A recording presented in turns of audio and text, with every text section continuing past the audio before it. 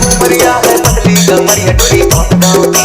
कुंदम बजरिया मानू में अकेली टोरी कौन गाँव की कुंदम बजरिया हमारे नजरिया टोरा कौन गाँव की कुंदम बजरिया हमारे नजरिया टोरा कौन गाँव की कौन गाँव की टोरा कौन गाँव की कौन गाँव की टोरा कौन गाँव की कौन गाँव की टोरा कौन गाँव की टोरा कौन गाँव की आखी में चश्मा लगाई पगलाई टोरा कौन गाँव की कुंदम बजरिया हमारे नजरिया टोरा कौन गाँव की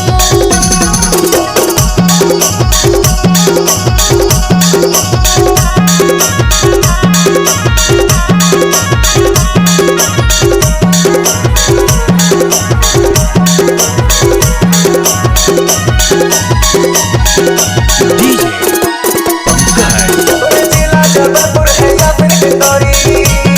तोरी देखे में लागत है यार हो पटना निवास के नरा हो जबलपुर नरा हो हिंदोरी नरा हो मिसनी प्यार हो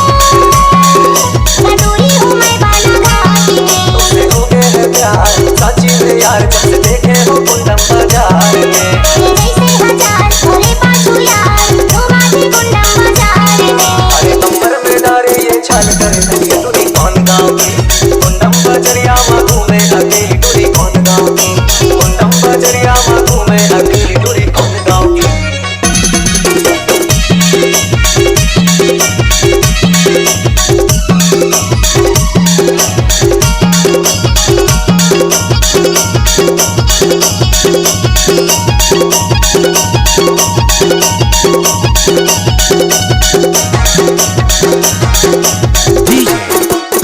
काहे धीरे घुसती मोर पाछू पाछू न जानू है तोरे नाम का न जानू है नाम तोरे गाँव के दीवाना हो गए मैं तोरे अदा के आशिक है मैं मोरे नाम का मैं पूरा सलैया गाँव के अगर परेशान है भाग शैतान मैं नैया होगा तोरी बात में चाहो मुंडेश्वर धाम 16 कुमार मैं मांगू तोला भोलेनाथ से अरे होठों पे लाली लगाए शर्माए टोरी कौन गाँव की कुंदम बजरिया मांगू मैं अकेली टोरी कौन गाँव की कुंदम बजरिया मांगू मैं अकेली टोरी कौन गाँव की आँखी में चश्मा लगाई पगलाई टोरा कौन गाँव के कुंदम बजरिया हमारे नजरिया टोरा कौन गाँव के कुंदम बजरिया मांगू मैं अकेली टोरी कौन गाँव की कुंदम बजरिया हमारे नजरिया टोरा कौन गाँव के